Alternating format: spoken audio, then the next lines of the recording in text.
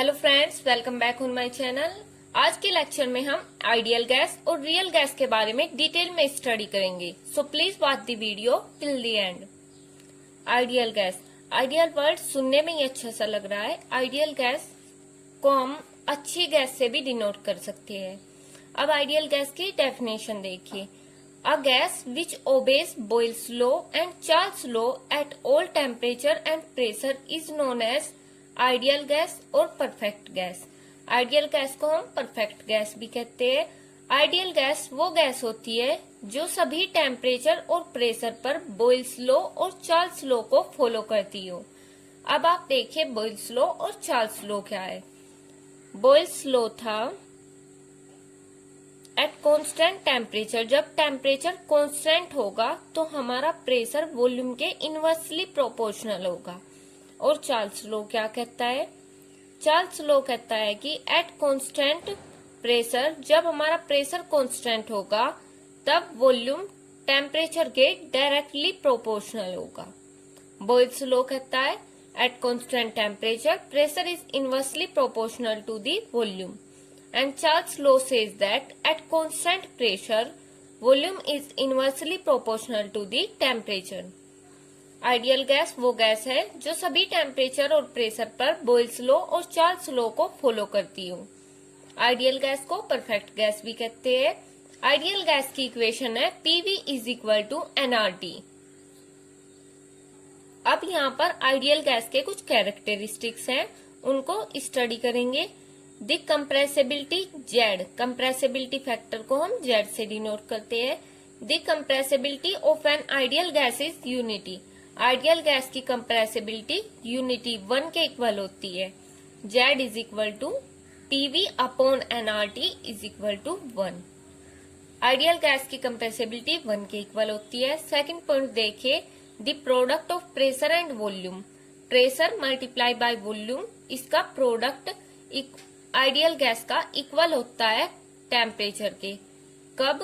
Eight constant temperature, जब हमारा temperature constant होगा तो प्रेशर और वॉल्यूम का जो प्रोडक्ट होगा वो भी कांस्टेंट होगा।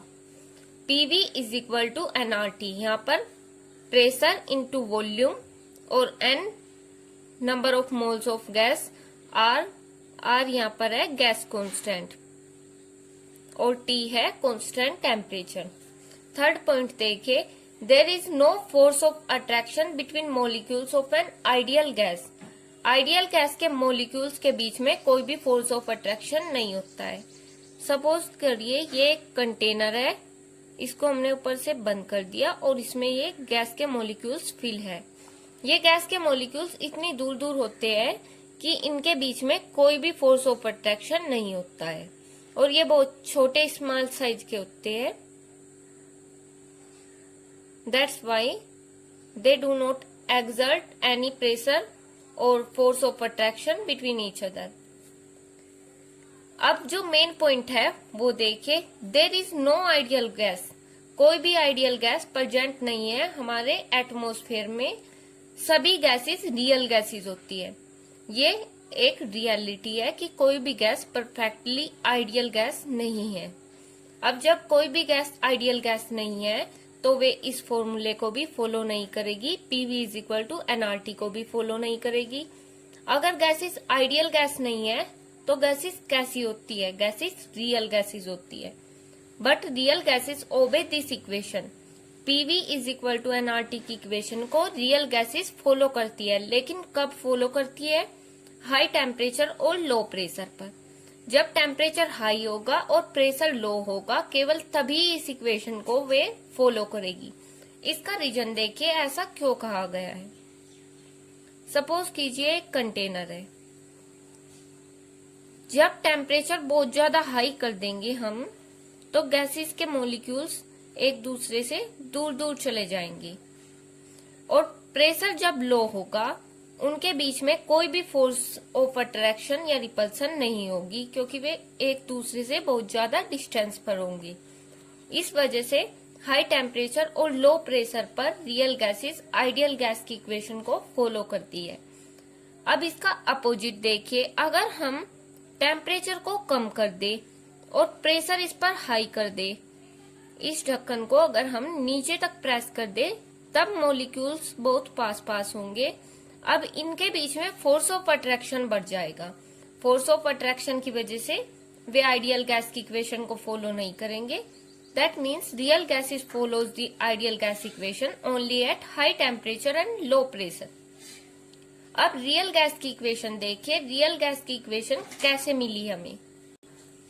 Improvements by van der Waals. Ideal gas की इक्वेशन में वैन डर वाल्स ने कुछ इम्प्रूवमेंट्स किए। उन इम्प्रूवमेंट्स को समझने से पहले काइनेटिक थ्योरी ऑफ गैसेस को देखें। काइनेटिक थ्योरी ऑफ गैसेस कहती है the volume occupied by the gaseous molecule is negligibly small as compare to the total volume of the gas. जो वॉल्यूम गैस के छोटे छोटे मॉलिक्यूल्स ऑक्यूपाई करते हैं वो बहुत ही ज्यादा स्मॉल होती है as compare to the total volume of the gas. Total volume जो गैस के मॉलिक्यूल्स की होती है उसके कंपैरिजन में एक गैस के मॉलिक्यूल की वॉल्यूम बिल्कुल ना के बराबर होती है। यहाँ पर देखिए एक कंटेनर है जिसमें छोटे छोटे गैसेस के मॉलिक्यूल्स है।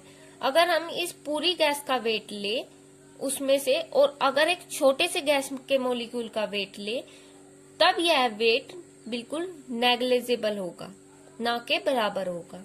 सेकंड पॉइंट देखिए the mutual force of attraction between gaseous molecule is negligible. Gases के मॉलिक्यूल एक दूसरे से इतनी दूर दूर होते हैं कि उनके बीच में कोई भी फोर्स ऑफ अट्रैक्शन नहीं होता है, ना के बराबर ही होता है। अब इन पोस्टुलेट्स को देखें कि इनमें क्या क्या डिफेक्ट्स है और वैन डर वाल्स ने इन डिफेक्ट्स को कैसे इम्प्रूव किया। The first postulate is valid only at high temperature and low pressure. जो ये फर्स्ट पोस्टुलेट कहा गया है ये केवल हाई टेम्परेचर और लो प्रेशर पर ही वैलिड है।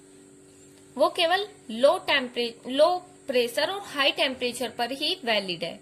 अगर हम टेम्परेचर को लो कर देंगे और प्रेशर को हाई कर देंगे तब क्या होगा? The volume of the gas becomes small. Volume कम हो जाएगी। अगर हमने टेम्परेचर को लो कर दिया और प्रेशर को हाई करके हम इसके कवर को, ढक्कन को नीचे तक ले आए उस टाइम पर गैस के मॉलिक्यूल्स पास पास आ जाएंगे। The gas becomes small, volume small हो जाएगा and now even the small volume occupied by the molecules can not be neglected as the molecules are incompressible. और जब ये मॉलिक्यूल्स इतने पास आ जाएंगे कि हम गैस के कवर को, जो इस कंटेनर का कवर है, उसको नीचे नहीं ला सकते और कंप्रेस नहीं कर सकते, उस टाइम पर इन गैसेस के मॉलिक्यूल्स की जो वॉल्यूम होगी वो नेग्लिजिबल नहीं होगी। उस टाइम पर इन गैसेस के मॉलिक्यूल्स की भी कुछ वॉल्यूम होगी क्योंकि ये एक दूसरे के बहुत ज्यादा पास आ चुके होंगे, इनके बीच में फोर्स ऑफ अट्रैक्शन बढ़ चुका होगा। सेकंड पोस्टुलेट भी केवल हाई टेम्परेचर और लो प्रेशर पर ही फेवर करता है। ऐसा क्यों है? क्योंकि जब वॉल्यूम लार्ज होगी प्रेशर कम होगा और टेम्परेचर हाई होगा। जब टेम्परेचर हाई होगा और ऊपर से कवर पर प्रेशर कम लग रहा है तब मॉलिक्यूल्स एक दूसरे से दूर दूर होंगे और वॉल्यूम इनकी नेग्लिजिबल होगी। मॉलिक्यूल्स अगर दूर दूर हो गए तो वे एक दूसरे पर फोर्स ऑफ अट्रैक्शन भी नहीं एक्सर्ट कर सकते, उनके बीच में कोई भी फोर्स ऑफ अट्रैक्शन नहीं होगा। लेकिन अगर हम टेम्परेचर को लो कर दे और प्रेशर को हाई कर दे, इस कंडीशन में ले आए अगर हम गैस को, उस टाइम पर ये मॉलिक्यूल्स एक दूसरे के बहुत ज्यादा क्लोज होंगे और इन पर फोर्स ऑफ अट्रैक्शन भी होगा। Thus the intermolecular force of attraction cannot be neglected. उस टाइम पर हम इंटरमोलिकुलर फोर्स ऑफ अट्रैक्शन को नेग्लेक्ट नहीं कर सकते। एक बार क्विक रिवाइज करते हैं। आइडियल गैस वो गैस होती है जो फॉलो करती है बॉयल्स लॉ और चार्ल्स लॉ को। आइडियल गैस कौन सी गैस होती है? जो बॉयल्स लॉ और चार्ल्स लॉ को फॉलो करती है। At all temperature and pressure, सभी टेम्परेचर और प्रेशर पर। आइडियल गैस की इक्वेशन क्या थी? PV is equal to nRT. Kinetic theory of gases कहती है कि आइडियल गैस के बीच, गैसेस के मॉलिक्यूल्स के बीच में कोई भी फोर्स ऑफ अट्रैक्शन नहीं होता है। The volume occupied by the gases molecule is negligible. जो गैसेस के मोलिक्यूल्स की वॉल्यूम होती है वो नेग्लिजिबल होती है as compare to total volume of the gas. Gas के टोटल वॉल्यूम के कंपैरिजन में जो गैसेस मोलिक्यूल्स की वॉल्यूम होती है वो नेग्लिजिबल होती है। उसके बाद इसमें कुछ कमियां थी क्योंकि कोई भी गैस आइडियल नहीं होती है। तब वैन डर वाल्स ने उसमें इम्प्रूवमेंट किया। इम्प्रूवमेंट क्या किया, उसने बताया कि सभी गैसेस रियल गैसेस होती है और रियल गैसेस आइडियल गैस को फॉलो करती है केवल हाई टेम्परेचर और लो प्रेशर पर। रियल गैस फॉलो करती है आइडियल गैस की इक्वेशन को eight high temperature and low pressure, high temperature और लो प्रेशर पर। उस टाइम पर उनके बीच में कोई भी फोर्स ऑफ अट्रैक्शन भी नहीं होता है और वॉल्यूम जो होता है गैसेस मॉलिक्यूल्स का वो भी नेग्लिजिबल होता है as compare to the total volume of the gas. अगर हम टेम्परेचर को लो कर दे और प्रेशर को हाई कर दे, गैसेस को इस कंडीशन में ले आए, उस टाइम पर फोर्स ऑफ अट्रैक्शन भी यहाँ पर एक्सर्ट करेगा और इनका वॉल्यूम भी नेग्लिजिबल नहीं होगा। अब फॉर्मूले का करेक्शन देखिए कैसे किया गया। सबसे पहले वॉल्यूम में करेक्शन किया गया। फॉर एन आइडियल गैस के लिए फॉर्मूला था PV is equal to nRT जब n मोल्स होंगे गैस के, और 1 मोल के लिए फॉर्मूला था जब हम गैस के मोलिक्यूल्स को और ज्यादा कंप्रेस नहीं कर सकते, उस टाइम पर उन छोटे छोटे गैसेस मोलिक्यूल्स की भी कोई वॉल्यूम होगी और उस वॉल्यूम को हमें टोटल वॉल्यूम से सब्ट्रैक्ट करना होगा, तब जाकर हमें आइडियल वॉल्यूम प्राप्त होगी। जिस फैक्टर को हम सब्ट्रैक्ट करते हैं उसको कहते हैं V माइनस बी। बी यहाँ पर को वॉल्यूम है, इफेक्टिव वॉल्यूम या excluded volume. As the volume occupied by them remains the same and molecules are incompressible. जब मोलिक्यूल्स इनकम्प्रेसिबल हो गए और ज्यादा कंप्रेस नहीं हो सकते और वॉल्यूम जो उनसे ऑक्यूपाइड की जा रही है वो सेम रहेगी, हम चाहे कितना भी प्रेशर लगा ले, उस टाइम पर एक नया फैक्टर इस फॉर्मूले में इंट्रोड्यूस किया गया है जिसको हम बी कहते हैं। बी को वॉल्यूम, इफेक्टिव वॉल्यूम या एक्सक्लूडेड वॉल्यूम इसका नाम है। आइडियल वॉल्यूम के लिए V माइनस बी एक नया फॉर्मूला इंट्रोड्यूस किया गया वॉल्यूम के लिए। सेकंड पॉइंट देखिए प्रेशर करेक्शन। प्रेशर को कैसे करेक्ट किया गया। Considered a molecule lying in the middle of the container. ये कंटेनर है, इसमें ये ऑरेंज डॉट से गैस मोलिक्यूल्स को शो किया गया है और इन गैसेस मोलिक्यूल्स पर बाकी के मोलिक्यूल्स ऐसे फोर्स एक्सर्ट कर रहे हैं। ये जो मोलिक्यूल मिडल में है, बीच में है, इस पर चारों तरफ से ऑल साइड से फोर्सेस एक्सर्ट की जा रही है, लेकिन जो मोलिक्यूल साइड में है उस पर केवल साइड वाले मोलिक्यूल्स फोर्स एक्सर्ट कर रही है। इस डायरेक्शन से इसमें कोई भी फोर्स नहीं लग रही है। अब ये मोलिक्यूल्स इस पर फोर्स लगाएंगे और इसको पीछे की तरफ पुल करेंगे। ऐसे ही जो ऊपर मोलिक्यूल्स है उस पर नीचे वाले और साइड वाले मोलिक्यूल्स फोर्स लगा रहे हैं और उसे नीचे की तरफ पुल कर रही है। अब जो बीच में मोलिक्यूल्स है, बल्क में है, उन पर तो फोर्स न्यूट्रलाइज हो रही है, लेकिन जो साइड में मोलिक्यूल्स है उनकी फोर्स न्यूट्रलाइज नहीं हो पा रही है, जिसकी वजह से वे पीछे की साइड पुल कर रहे हैं। इस पूरी थ्योरी में यही लिखा गया है, considered a molecule lying in the middle of the container. एक मोलिक्यूल है जो बीच में लाई कर रहा है। It is attracted uniformly on all sides of any other molecule. ये यूनिफॉर्मली अट्रैक्ट किया जा रहा है सभी मोलिक्यूल से। फोर्थ साइड से इसको मोलिक्यूल्स अट्रैक्ट कर रहे हैं uniformly. That's why these forces neutralize each other and hence there is no resultant force of attraction on the molecules.